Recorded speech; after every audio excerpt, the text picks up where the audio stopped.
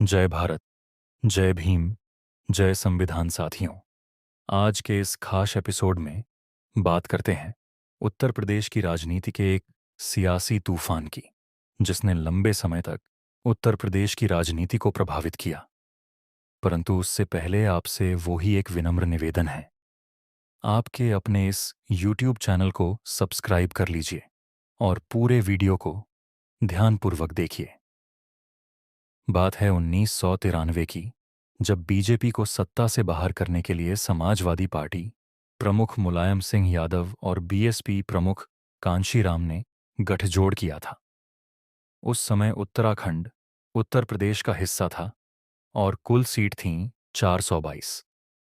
Mulayam Singh 256 seat पर लड़े और बीएसपी को सीट दी 164।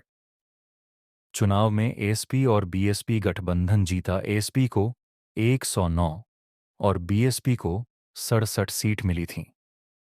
इसके बाद मुलायम सिंह यादव बीएसपी के समर्थन से मुख्यमंत्री बने, लेकिन आपसी मनमुटाव के चलते 2 जून 1995 को बसपा ने सरकार से समर्थन वापस ले लिया और समर्थन वापसी की घोषणा कर दी।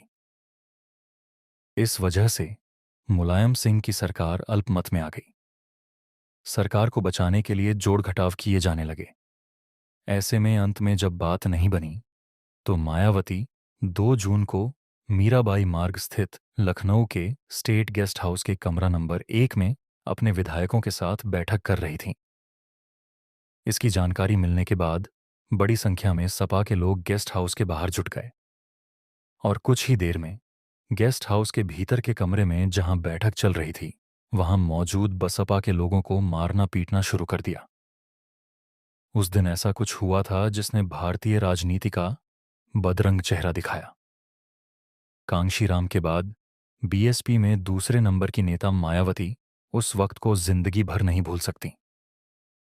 उस दिन एक समाजवादी पार्टी के विधायकों और समर्थकों की उन्मादी भीड़ सबक सिखाने के नाम पर दलित नेता की आबरू पर हमला करने पर आमादा थी। मायावती के जीवन पर आधारित अजय बोस की किताब बहनजी में गेस्ट हाउस में उस दिन घटी घटना की जानकारी विस्तार से देता है। इसमें लिखा है कि समाजवादी पार्टी के विधायकों और समर्थकों की उन्मादी भीड़ ने बसपा सुप्रीमो मायावती को मारा और उनके कपड़े फाड़ दिए। इससे बचने के लिए मायावती जल्दी से जाकर एक कमरे में छिप गईं और अंदर से बंद कर लिया। उनके साथ 2 लोग और भी थे। इनमें एक सिकंदर रिजवी थे। वो जमाना पेजर का हुआ करता था। रिजवी ने मुझे बाद में बताया कि पेजर पर यह सूचना दी गई थी कि किसी भी हालत में दरवाज़ा मत खोलना। दरवाज़ा पीटा जा रहा था और बसपा के कई लोगों की काफी पिटा गया। इनमें से कुछ लहूलुहान हुए और कुछ भागने में कामयाब रहे। प्रधान के मुताबिक तब बसपा के नेता सूबे के वरिष्ठ पुलिस अधिकारियों को फोन कर बुलाने की कोशिश कर रहे थे, लेकिन तब किसी ने फोन नहीं उठाया। इस बीच कहा जाता है कि अपनी जान पर खेलकर विधायक ब्रह्मदत्त द्विवेदी मौके पर पहुंचे और सपा विधायकों और समर्थकों को पीछे ढकेला। यूपी की राजनीति में इस कांड को गेस्ट हाउस कांड कहा जाता है और ये भारत की राजनीति के माथे पर कलंक है। कुछ रिपोर्टों के अनुसार चीख पुकार मचाते हुए समाजवादी पार्टी के विधायक, कार्यकर्ता और भीड़ अश्लील भाषा और गाली गलौज का इस्तेमाल कर रहे थे। कॉमन हॉल में बैठे बहुजन समाज पार्टी के विधायकों ने जल्दी से मुख्य द्वार बंद कर दिया, परंतु झुंड ने उसे तोड़कर खोल दिया। फिर वे असहाय बसपा विधायकों पर टूट पड़े और उन्हें थप्पड़ मारने और लतियाने लगे। बताया जाता है कि कम से कम 5 बसपा विधायकों को घसीटते हुए जबरदस्ती अतिथि गृह के बाहर ले जाकर गाड़ियों में डाला गया था, जो उन्हें मुख्यमंत्री के निवास स्थान पर ले गए। इन विधायकों को राज बहादुर के नेतृत्व में बसपा विद्रोही गुट में शामिल होने के लिए और एक कागज पर मुलायम सिंह सरकार को समर्थन देने की शपथ लेते हुए दस्तखत करने को कहा गया था। उनमें से कुछ तो इतने डर गए थे कि उन्होंने कोरे कागज पर ही दस्तखत कर दिए। विधायकों को रात में काफी देर तक वहां बंदी बनाए रखा गया, जिस समय अतिथिगृह में बसपा विधायकों को इस तरह से धरकर दबोचा जा रहा था जैसे मुर्गियों को कसाई खाने ले जाया जा रहा हो। कमरों के सेठ 1 और 2 के सामने, जहां मायावती कुछ विधायकों के साथ बैठी थीं। एक विचित्र नाटक घटित हो रहा था। बाहर की भीड़ से कुछ कुछ विधायक बचकर निकल आए थे और उन्होंने उन्हीं कमरों में छिपने के लिए शरण ले ली थी। अंदर आने वाले आखिरी वरिष्ठ बसपा नेता R.K. चौधरी थे, जिन्हें सिपाही रशीद अहमद और चौधरी के निजी रक्षक लालचंद की देखरेख में बचाकर लाए थे। कमरों में छिपे विधायकों को लालचंद ने दरवाज अंदर से लॉक करने की हिदायत दी और उन्होंने अभी दरवाजे बंद ही किए थे कि भीड़ में से एक झुंड गलियारे में धड़धड़ाता हुआ घुसा और दरवाजा पीटने लगा। मायावती को 2 कनिष्ठ पुलिस अफसरों हिम्मत ने बचाया।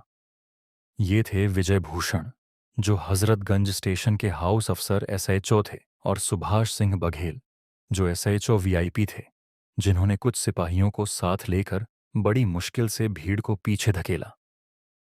फिर वे सब गलियारे में कतारबद्ध होकर खड़े हो गए ताकि कोई भी उन्हें पार न कर सके। क्रोधित भीड़ ने फिर भी नारे लगाना और गालियां देना चालू रखा और मायावती को घसीटकर बाहर लाने की धमकी देती रही। कुछ पुलिस अफसरों की इस साहसपूर्ण और सामयिक कार्यवाही के अलावा ज्यादातर उपस्थित अधिकारियों ने, जिनमें राज्य अतिथि गृह में संचालक और सुरक्षा कर्मचारी भी शामिल थे, इस पूरे पागलपन को रोकने की कोई कोशिश नहीं की। यह सब 1 घंटे से ज्यादा समय तक चलता रहा। कई बसपा विधायकों और कुछ पुलिस अधिकारियों के ये बयान स्तंभित करने वाले थे कि जब विधायकों को अपहरण किया जा रहा था और मायावती के कमरों के आक्रमण हो रहा था, उस समय वहां लखनऊ के senior superintendent of police OP Singh भी मौजूद थे।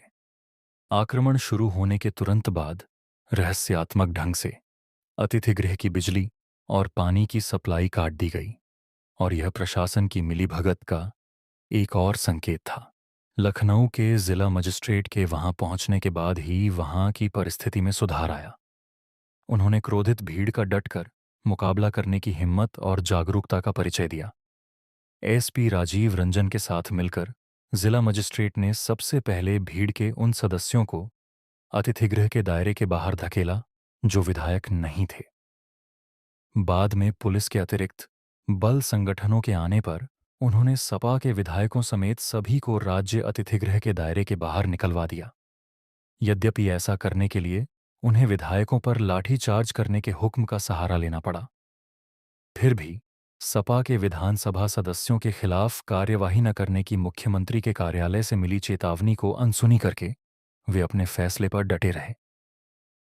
अपनी ड्यूटी बिना डरे और पक्षपात न करने के फलस्वरूप रात को 11 बजे के बाद जिला मजिस्ट्रेट के लिए तत्काल प्रभावी रूप से तबादले का हुक्म जारी कर दिया गया। जैसे ही राज्यपाल के कार्यालय, केंद्र सरकार और वरिष्ठ भाजपा नेताओं के दखल देते ही ज्यादा से ज्यादा रक्षा दल वहां पहुंचने लगे।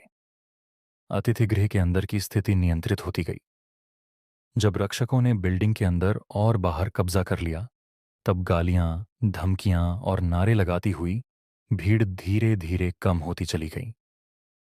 मायावती और उनके पार्टी विधायकों के समूह को, जिन्होंने अपने आप को कमरे के सेट 1 और 2 के अंदर बंद किया हुआ था, यकीन दिलाने के लिए जिला मजिस्ट्रेट और अन्य अधिकारियों को बार अनुरोध करना पड़ा कि अब खतरा टल गया था और वे दरवाज़ा खोल सकते थे। जब उन्होंने दरवाज़ा खोला, तब तक काफ़ी रात हो चुकी थी। इसी के बाद से मायावती और मुलायम सिंह के रिश्ते खराब हो गए। वो मायावती और मुलायम के बीच वो खाई बनी जिसे लंबा अरसा भी नहीं भर सका। तो साथियों, गेस्ट हाउस कांड पर आधारित ये वीडियो आपको कैसा लगा? कमेंट करके ज़रूर बताइएगा और वीडियो को लाइक कर दीजिए और चैनल को सब्सक्राइब कर लीजिए ताकि मुझे सच्ची घटनाओं पर आधारित इस प्रकार के और वीडियो बनाने की प्रेरणा मिलती रहे। धन्यवाद। जय भारत, जय भीम, जय संविधान।